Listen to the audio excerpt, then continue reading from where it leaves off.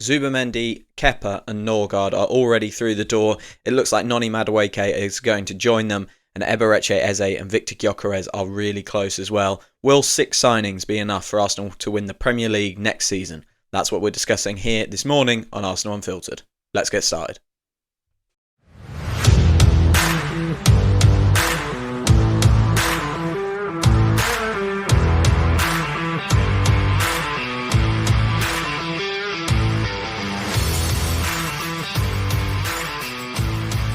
Yes, hello and welcome back to another episode of Arsenal Unfiltered, your 3 times a week dose of Arsenal coverage with me, your host Mark. This podcast is for you if you're an Arsenal fan who's a bit tired of the media noise and you want proper conversations about our great club.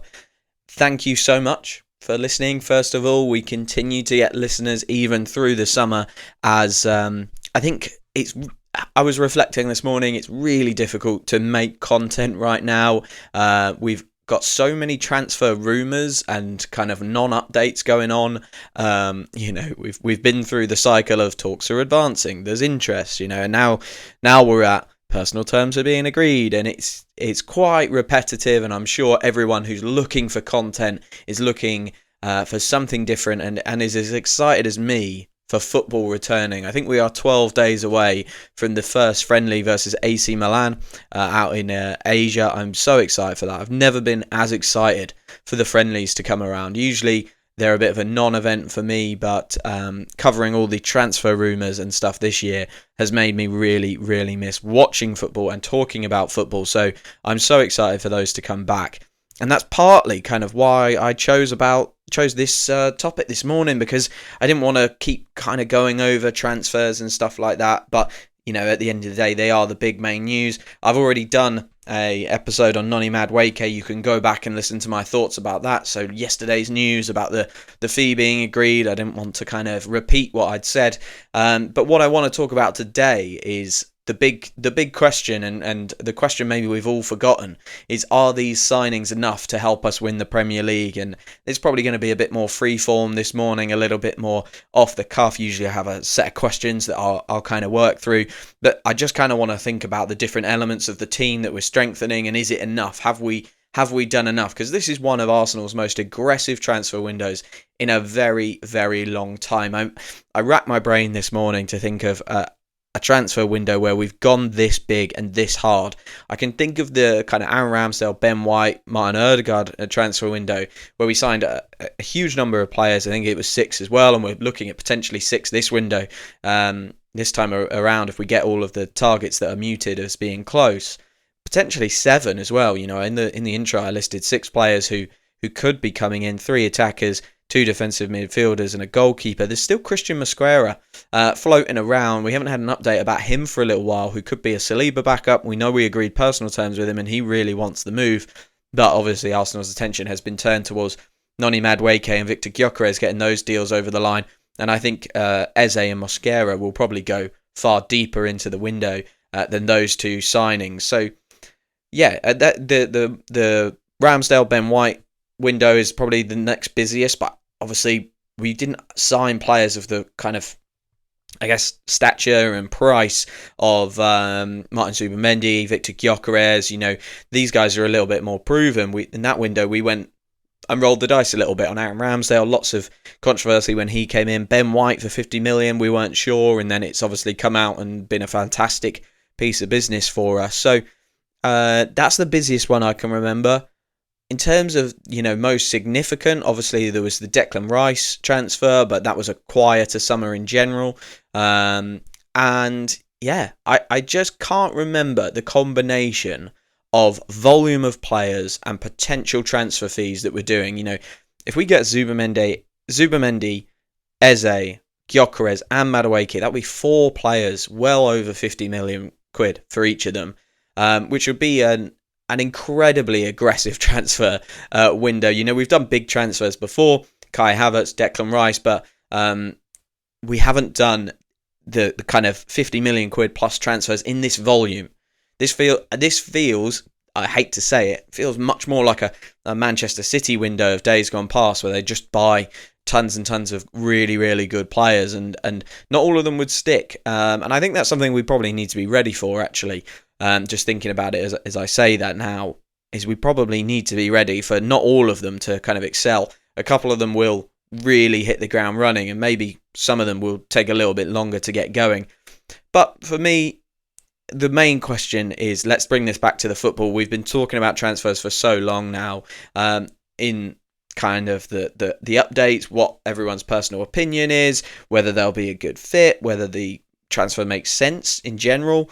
But we are now talking a lot more. We now need to turn our attention to the football, I think, because that is coming back, and that's what we're here for. That's what those players are here for. And look, at the start of the window, we were all very worried. It seemed very quiet on the Arsenal front. Liverpool and Manchester City were moving very, very quickly. I mean, Man City did Reinders, Liverpool did Wirtz, Frimpong, Kerkez very, very fast. And a lot of Arsenal fans were worried. I said at the time, Liverpool and Manchester City's deadlines, especially Manchester City's, because they had Club World Cup commitments, they were different to ours. We were working on different deadlines.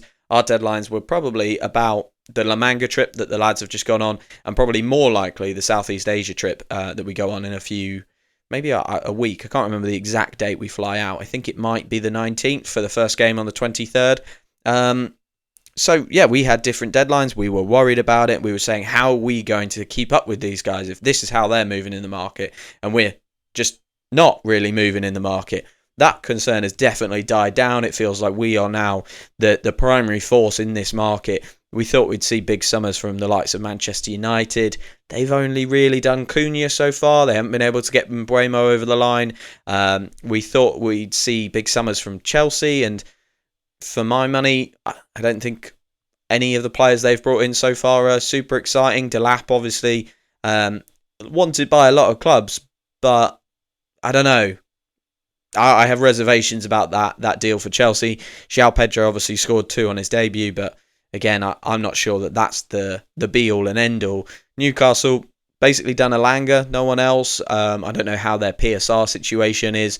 They were struggling a few years ago, weren't they? So whether they can spend this summer, I'm not 100% certain. So look, we are now the dominant force in the market. We are making big moves for big players all over the place. Have we done enough? Will we have done enough by the end of the window? I guess my first point on this is the easiest way for Arsenal to have got better from last season to this season, take all the transfers out of it, was to keep our players fit.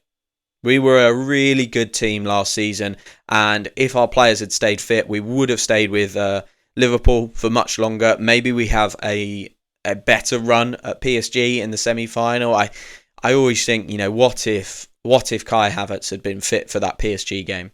Those PSG games, I should say. I do think that would have made a big difference. Mikel Merino did a sterling job up top for so long for us, but I do think Kai Havertz would have made a massive difference. He was the one that I felt was, when that happened, it was curtains. It was game over. We lost our focal point, and Mikel Merino did a good job, but it just meant that we had nothing to change the game from anywhere else. So look, keeping our players fit last year and for this coming season was the easiest way for us to improve. And I just don't think that we are going to have quite as sensationally bad injury luck this season as we did last season. We're still going to have some injuries. That's going to happen. The first hamstring injury we get, we know the media will be going, well, Arsenal haven't learnt their lesson, and actually hamstring injuries are just a part of football in the same way that ankle injuries are. It's just a thing that happens. We got incredibly unlucky that 4 of them last season resulted in hamstring surgery. But look, Gabriel Magalhaes is back on the pitch. Kai Havertz is back on the pitch. We've seen that from the pictures, and they both look really good. They both look happy. So it seems like we have a good recovery in those players as well. Of course, Bukayo Saka was back before the end of last season. So we will catch up to Liverpool by simply the virtue of our players are much more likely to be fit this season, just from chance. Surely our luck can't be as bad as it was last season. Of course, Liverpool, they might not have quite as exceptional a season, I think, and that's a really important point. The flip side of that is I don't think City are going to have as bad a season. We could genuinely see for the first time in a long time a 3-horse title race, because I think City will get Rodri back, and that will help them immeasurably. We saw how bad they were without him last year. I don't rate many of their signings since he's gone. Kusanov, Victor Reis, Nico Gonzalez didn't impress me at all, really, when they played for City last year.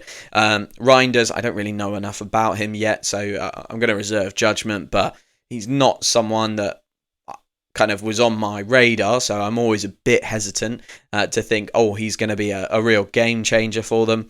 And look, Liverpool have signed Wirtz, but you've got to think Salah's not going to have the same season as he did last season, this next season coming up. So I think there will be a kind of neutralising of all the teams.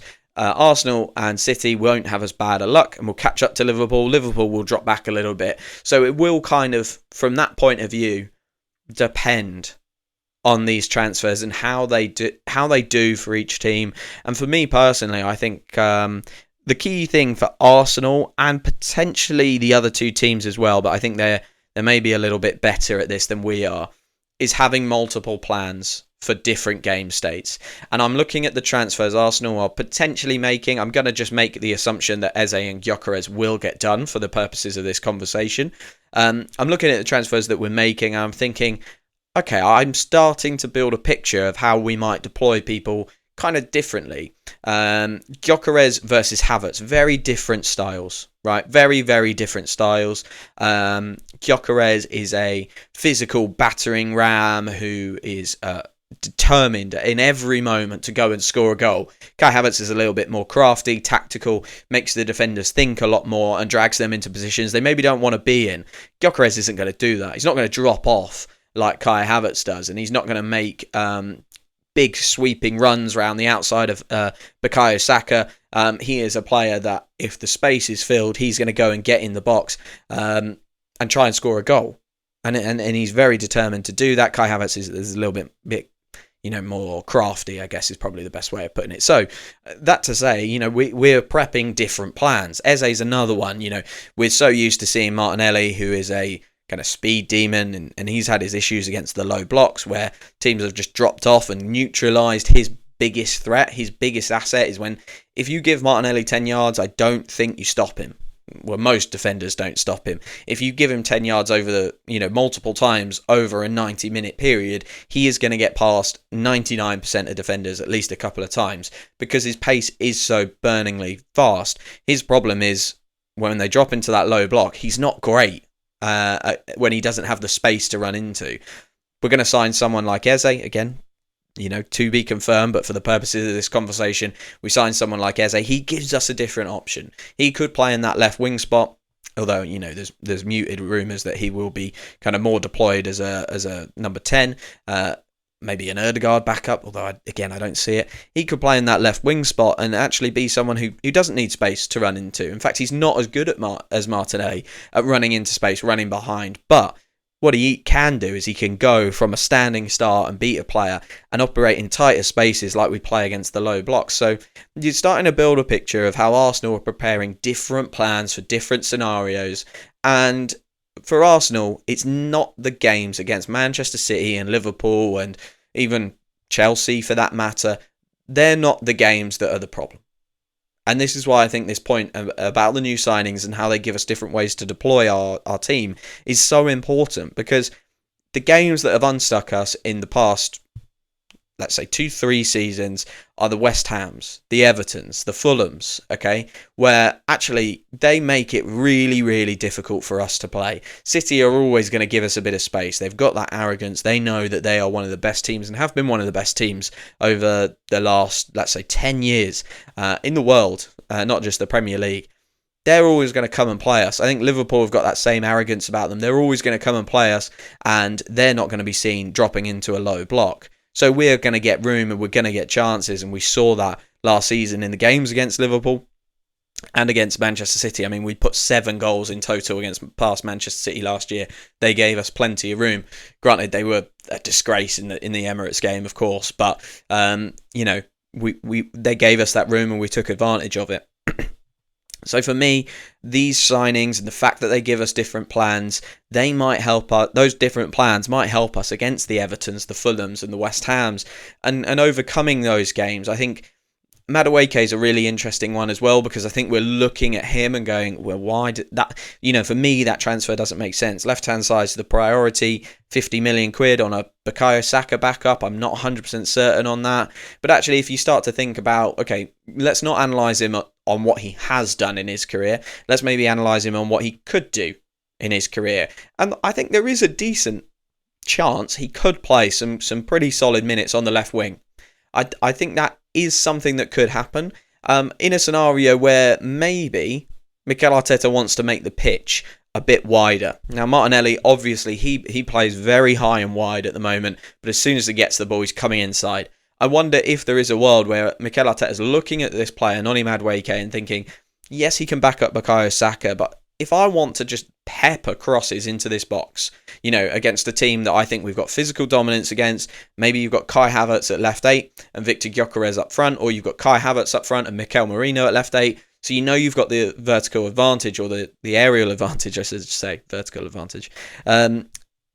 Maybe he's looking at Madueke and thinking, Saka can cross it from the right, he'll be brilliant, and Madueke, with his left foot off the left, we could just cross that ball nice and early. So that's a different way to deploy Madueke. We've not seen him do that so far much in his career, but that is an option that we could have, and it gives us that width if we're playing Miles Lewis-Skelly in behind and he's inverting. There are so many different ways that we can start to see these players deployed, and that's the really great thing, I think, about a lot of what Mikel Arteta's done. I've spoken about this on a couple of podcasts with all of his signings. Not all, a lot of his signings, is they can play multiple positions. It looks like we're going to get Madueke, and we think he can play off both the left and the right, which is good cover, but gives us tactical options as well. We're going to get, hopefully, fingers crossed. I keep saying it so confidently, and I think it's because I want this transfer to happen so much, but it's still not fully advanced. But Eze is a deal that might happen. He can play that number 10, number 8 role that we have. He could play left 8 maybe, and he can play left wing. He could even maybe do a job off the right wing if we needed him to. So there's lots and lots of options there. He's crafting Ethan Nwaneri into a right winger / number 10. So there's a lot going there.